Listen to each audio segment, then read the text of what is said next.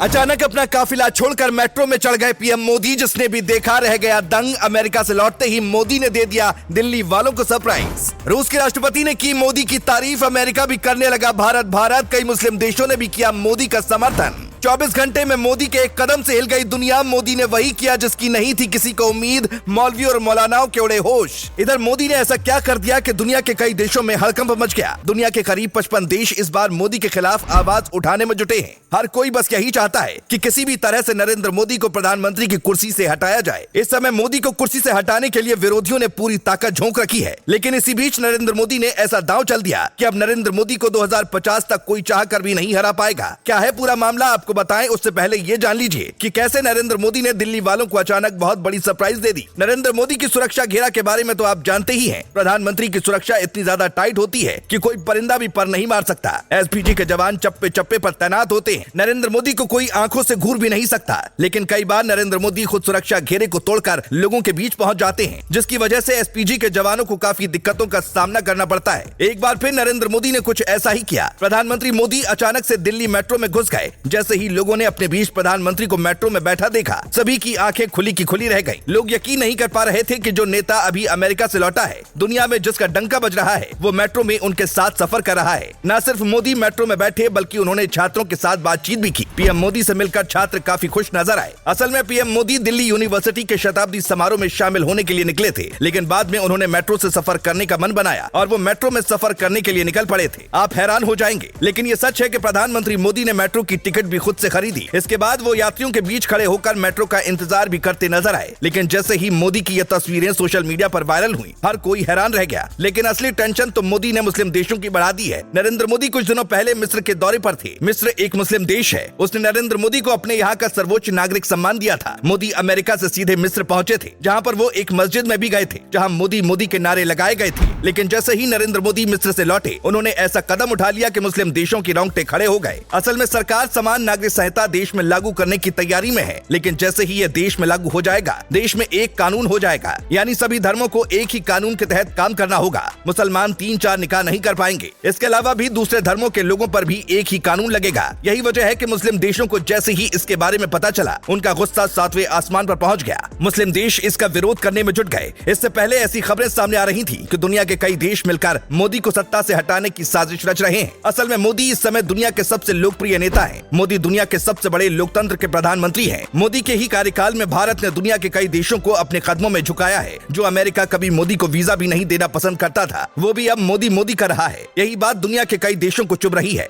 खासकर मुस्लिम देश मोदी के विरोध में खड़े हो गए हैं। लेकिन मोदी ने भी अपना पूरा मन बना लिया है कि कुछ भी हो जाए पर पीछे नहीं हटना है। देश की राजनीतिक पार्टियां जो अब तक नहीं कर पाई, मोदी ने उसे करने का पूरा मन बना लिया है। उम्मीद की जा रही है कि आने वाले 1-2 महीने में ही समान नागरिक संहिता लागू कर दी जाएगी। मोदी का ये कदम कैसा है, इस पर आपकी राय क्या है, कमेंट में जरूर बताएं।